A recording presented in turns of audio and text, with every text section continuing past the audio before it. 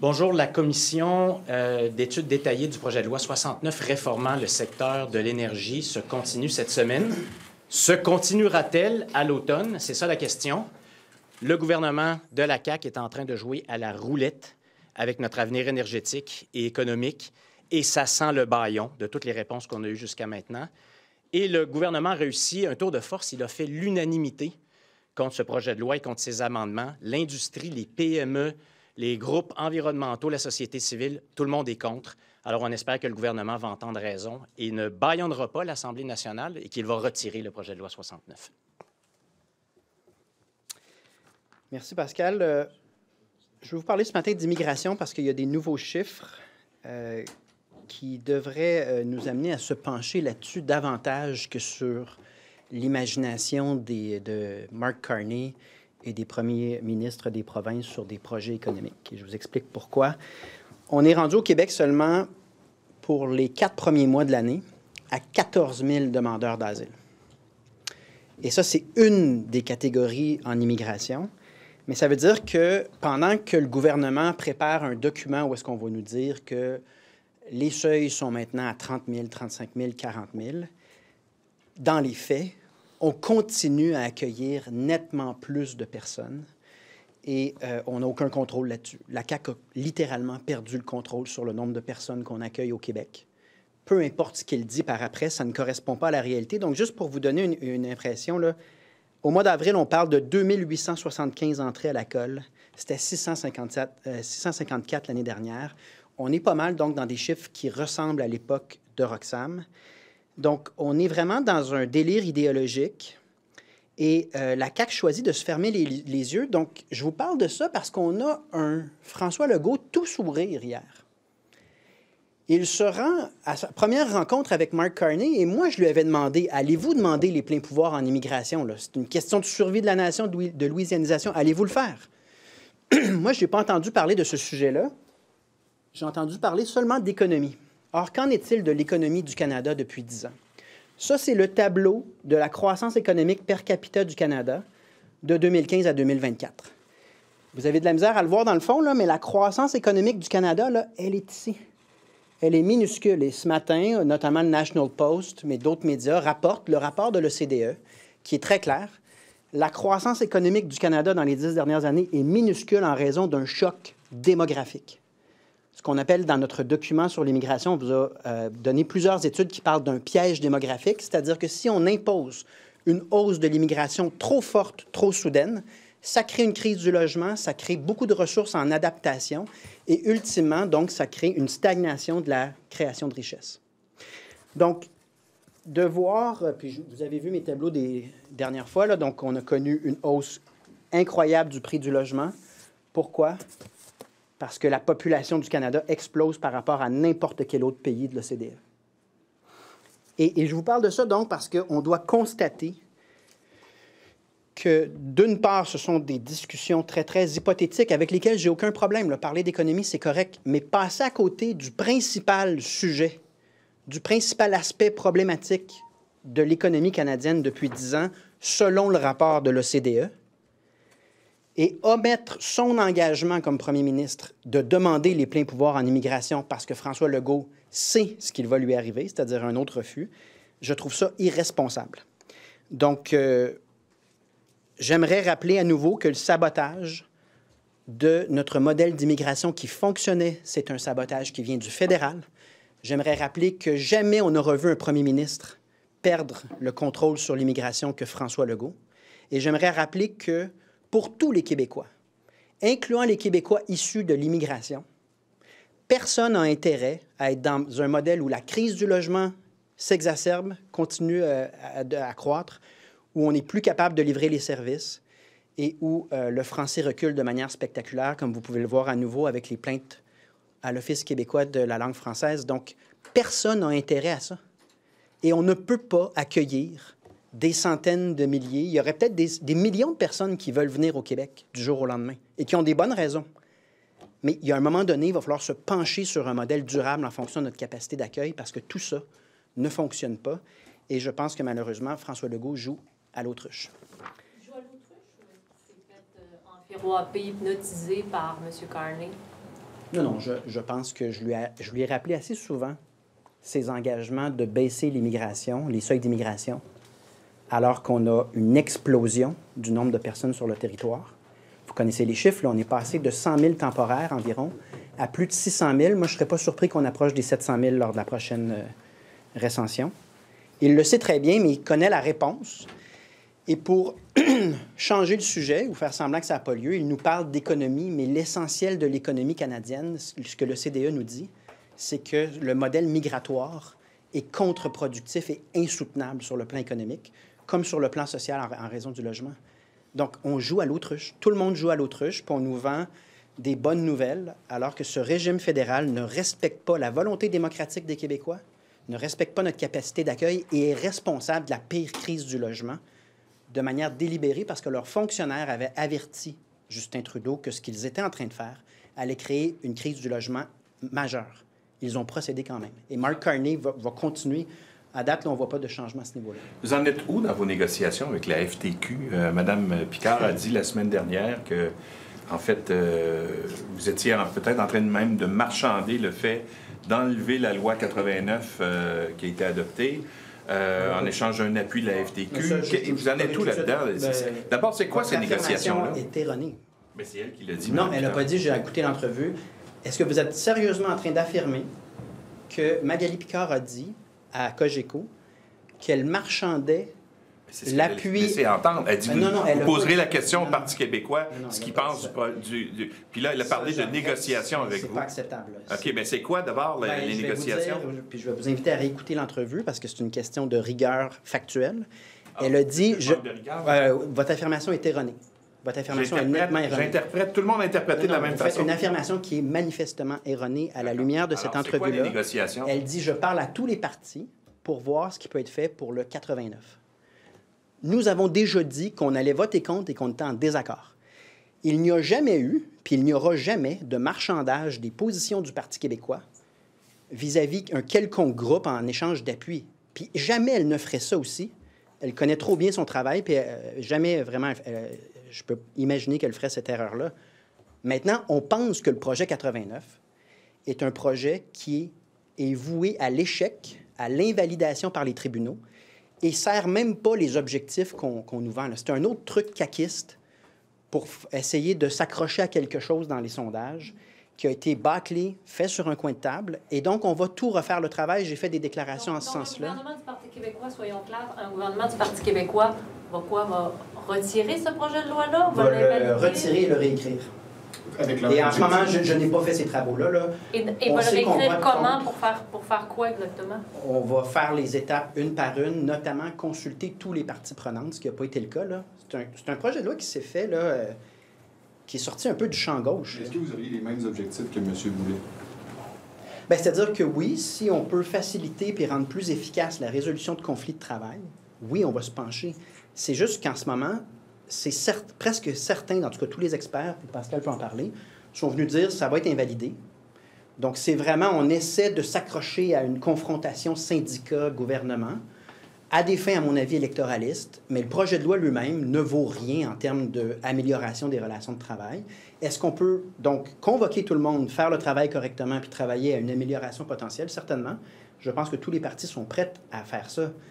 Mais jamais, jamais, il y a eu une quelconque discussion autre que simplement la FTQ qui fait son travail en disant « Est-ce qu'on peut savoir votre position sur le 89? » Et notre position a toujours été très claire sur le fait que c'est du travail bâclé et c'est du caquisme. Est-ce que donc votre position plaît à la FTQ quand même? Oui, mais c'est pas... Il n'y a aucune... Premièrement, en général, les syndicats ne disent pas à leurs membres comment voter, puis les gens font ce qu'ils veulent. Et les positions du Parti québécois peuvent plaire ou déplaire à un groupe comme les syndicats ou à d'autres groupes. Nous, on fait notre évaluation, puis Pascal peut parler de notre processus. On fait notre évaluation, puis si c'est tout croche dans tous les cas. Allez-vous solliciter l'appui de la FTQ lors des prochaines élections, comme dans le temps, là, on se souvient, Henri Massé appuyait le Parti québécois? On n'a aucune démarche en ce sens-là, ni intention, dans le sens que nous... qu'ils appuient le Parti québécois? On ne sollicitera pas d'appui, on sollicite l'appui de chaque électeur en disant quelque chose de bien bâti puis de réfléchi. Mais l'idée là, qu'en 2026, l'an prochain, des groupes puissent dire aux gens comment voter, On n'est plus là aujourd'hui. Là. Les gens se font leur propre idée. Moi, ce qui m'intéresse... Les syndicats ont déjà eu un poids assez important au Parti québécois. Oui. On se souvient tous du SPQ Libre, là. C'était des gens qui poussaient pour la souveraineté, etc. Est-ce que vous craignez le retour en force, par exemple, de partis un peu de ce type-là qui sont plus revendicateurs? Bien, fut une époque, en effet, où il y avait le SPQ Libre, puis des groupes de pression de cette nature-là. Aujourd'hui, je vous dirais que c'est le PQ Libre.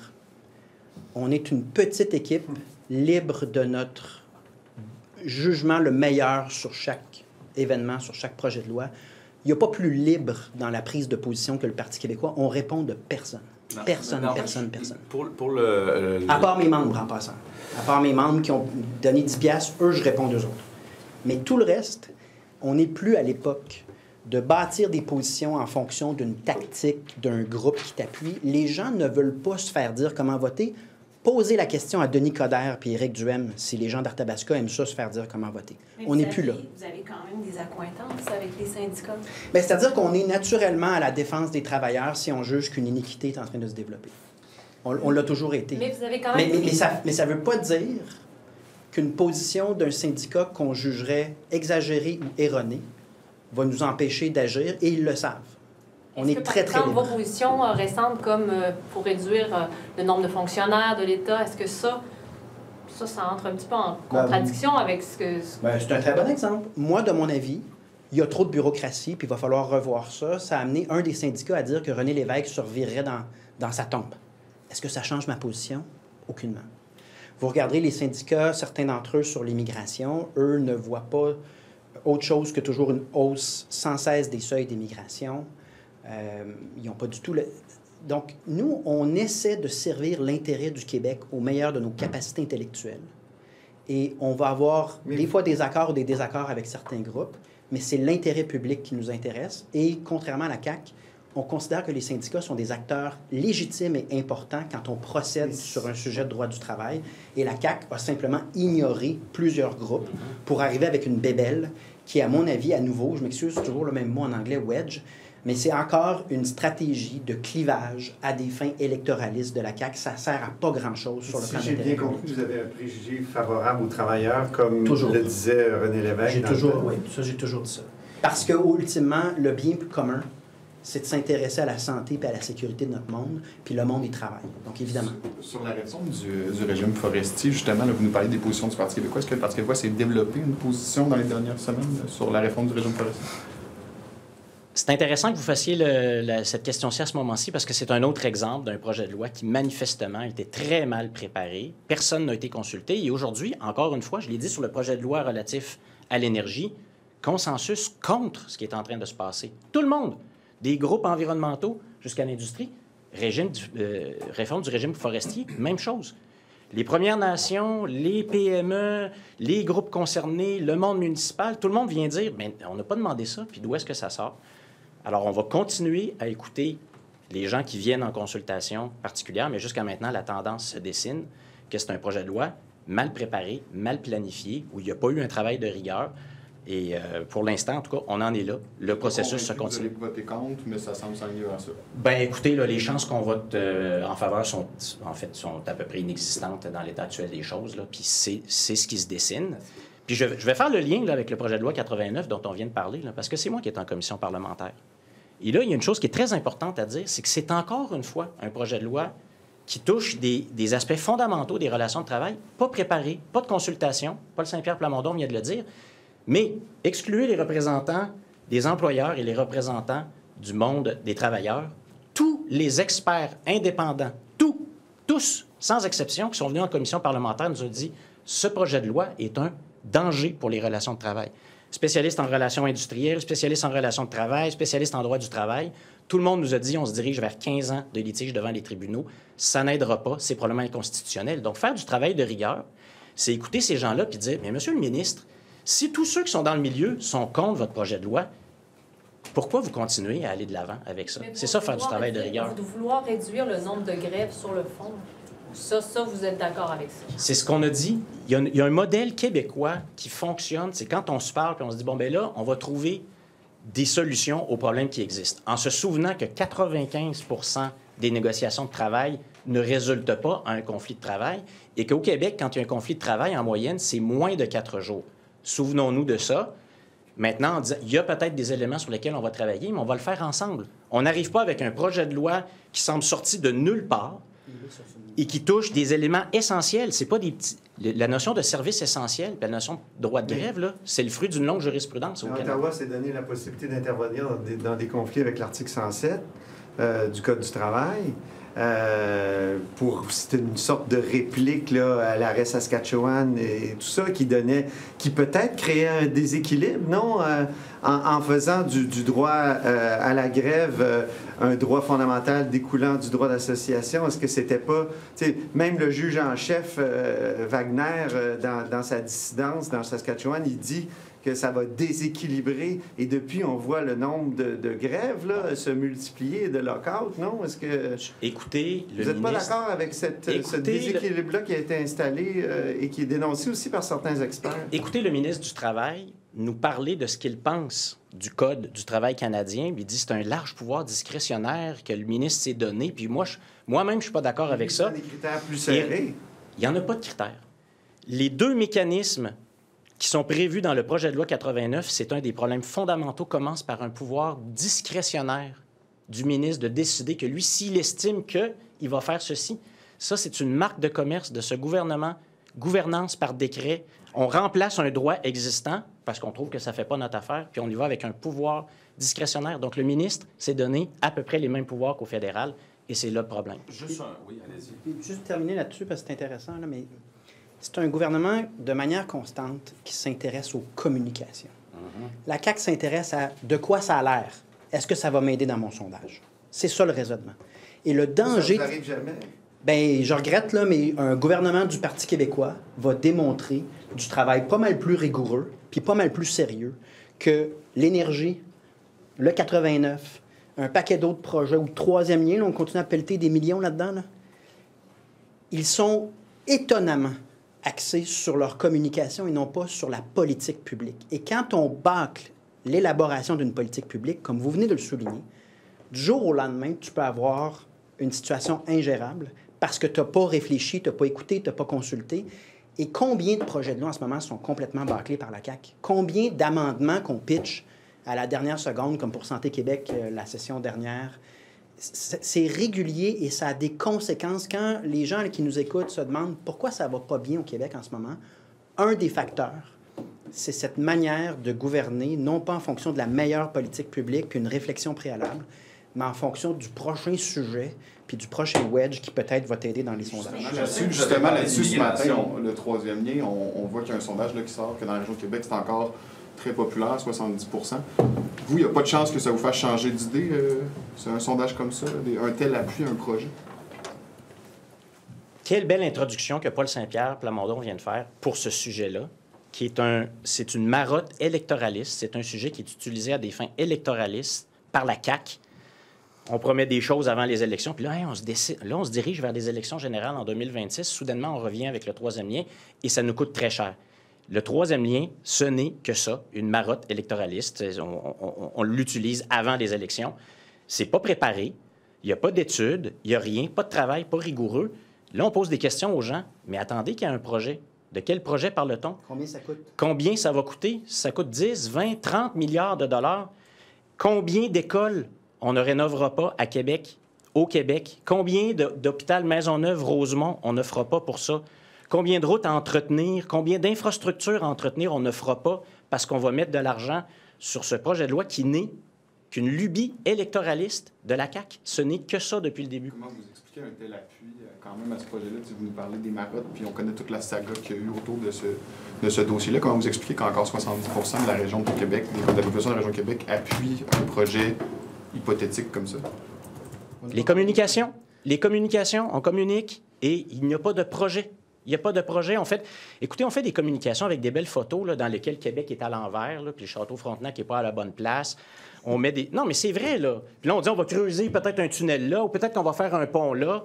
On dit à tout le monde toutes sortes de choses. C'est de la communication électoraliste. Il n'y a pas encore de véritable projet. Si je peux me permettre, quand les gens vont réaliser combien ça coûte, là, puis qu'est-ce qu'on peut faire d'autre avec la même somme, on aura une discussion. Puis ça me fera plaisir de considérer l'opinion publique, évidemment. Sur l'exemple dans Mais là, les écoles, oui, s'il vous plaît, sur les grands projets, parce que vous avez parlé d'immigration, mais il y a quand même eu des grands projets là, qui ont été évoqués dans cette rencontre hier. Le premier ministre, il y a toujours cette question de pipeline là, qui revient. Le premier ministre a dit il n'y a pas de projet, puis qu'est-ce que ça peut rapporter finalement? Mais est-ce que vous l'avez ressenti, là, cette pression des provinces de l'Ouest sur le Québec à se positionner clairement puis à essayer de se placer au Québec?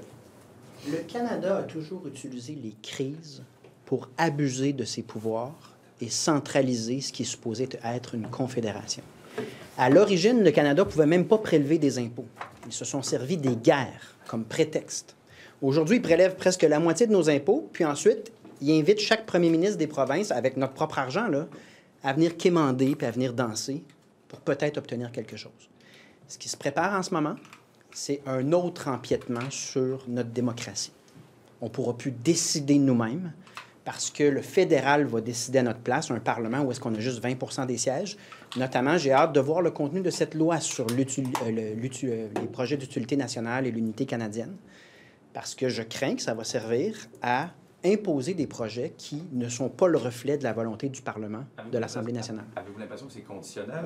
On va payer votre ligne si vous faites passer le pipeline?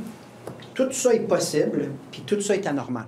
Moi, je ne veux pas, pour l'avenir du Québec, des premiers ministres qui vont quémander à Mark Carney pour de l'argent qui est à nous, dans un contexte où, clairement, l'intention du fédéral, Carney l'a dit, c'est une seule économie. Ça veut dire que c'est lui, Mark Carney, qui discrétionnairement va déterminer si l'intérêt du Québec est retenu ou pas. Et on s'embarque dans un recul substantiel de nos droits et de notre démocratie. Et ça n'a... Tu sais, je veux dire, quel est le rapport avec Donald Trump? Ça aussi, il faut se poser la question. L'économie du Canada est chancelante, je vous l'ai dit, parce qu'on a fait des choix absolument injustifiables sur le plan migratoire. Et l'étude de l'OCDE, qui est rapportée dans tous les médias aujourd'hui, démontre qu'on est un cancre en croissance économique parce qu'on a fait venir... On a créé une crise, un choc démographique. Et les études sont très claires là-dessus. C'est de ça dont on devrait parler. Et non pas d'un Mark Carney qui semble vouloir aller plus loin dans l'empiètement et l'abus de pouvoir à l'échelle fédérale. Nadia Poirier, c'est-tu le PQ qui est allé la chercher? Je sais pas. Je sais pas, ça s'est fait un peu... Oui, je sais, évidemment, je sais qui. Mais je pense que ça s'est fait un peu tout seul. C'est-à-dire qu'elles étaient des adversaires. C'est elle-même? Oui, c'est ça. C'est elle-même. Elles étaient des adversaires. Je pense que Catherine Gentilcorps avait un bon lien, ou en tout cas, il y avait du respect entre les candidates lors de la partielle. Et, ça ne paraissait pas dans les débats, par exemple. Comme de fois qu'il y a quelque chose solide, là. Oui, mais il y a quelque chose qui... Probablement le fait qu'ils sont d'accord sur l'essentiel. C'est quoi l'essentiel? C'est qu'on est un parti indépendantiste qui essaie de créer la coalition la plus large possible pour former un pays. Et on... Tu sais, Jacques Parizeau, on vient de célébrer les 10 années de son décès. Que le dernier entrée laisse la porte ouverte, s'il vous plaît. C'est juste ça, la doctrine. Est-ce que vous invitez toutes les solidaires qui se sentiraient un peu comme elle à venir au Parti québécois? Bien, un peu comme on disait pour les groupes de la société civile, on ne fait pas de clientélisme. On trouve les meilleures politiques publiques qu'on peut. On donne leur juste dans la mesure de nos capacités avec le plus de rigueur possible. Et chaque individu, qu'il soit à droite ou à gauche, s'il est d'accord avec l'essentiel, à savoir qu'on devrait décider par nous-mêmes puis exister à l'international, ils sont très bienvenus. Tout le monde est bienvenu. Je veux dire, c'est ça qu'on est. On est une coalition de gens qui n'ont peut-être pas la même opinion sur tout, mais qui s'entendent sur l'essentiel, le Québec. Ce qu'on appelait la convergence, jadis, c'est fini? Oh, pardon. On the meeting yesterday, do you feel that Premier Legault represented Quebec's interests properly when it comes to, large infrastructure projects? Do you feel that he put enough on the table? Well, it's all talks, right? So it's really difficult to assess what's the real value or the real outcome of such a meeting. What I'm saying this morning is that Canada's economy is in deep trouble for the past 10 years. So the very, very small figure here at 1.4% is the growth of Canada between 2015 and 2024. And why is that? Well, the OCDE says this morning in many newspapers in a complete study that the immigration policies of Canada create a shock whereby all our resources are used to try to adapt to so many people coming into the territory, in which case there's no economic growth. And I'm very surprised that the Premier of Legault never asked for the full powers on immigration, because that should be the conversation, that the first topic. All those other projects, where might a oleoduc go?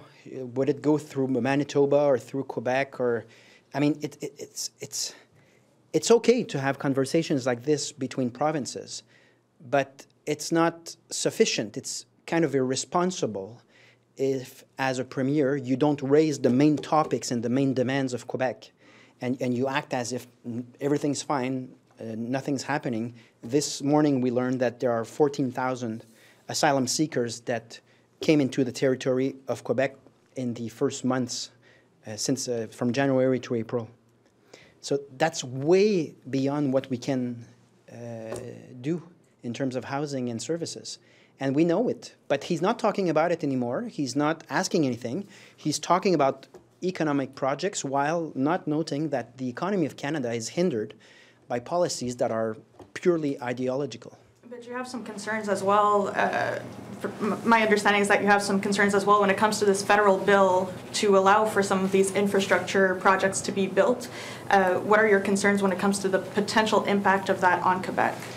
Well, historically, Canada has always used, the federal government has always used crisis to gain power, even though it's unconstitutional. So it's supposed to be a confederation where Canada, the federal government, only deals with very specific points and leave provinces to decide on their own. And they use the wars, for instance, to start taking income tax and to gain revenues. So they're using Trump right now to prepare a bill that basically will say the government of Canada will now decide on which project is going through, whether the province is agreeing or not. It looks like a way to gain more power over provinces. We know that there's an abuse of power of the spending of the federal government in provinces' competencies, and it doesn't look good. So, yes, Trump is an important topic, and we should think about how we can adapt, but that should not be a reason or an excuse to furthermore abuse the Constitution of Canada that is already not respected. And just quickly, Monsieur Paradis, on Bill 69, for people who are listening from home, who have perhaps other concerns as the session wraps up, why should it matter to the common Quebecer that the CAQ might invoke closure on it? Well, it's the electricity rate every one of us is paying.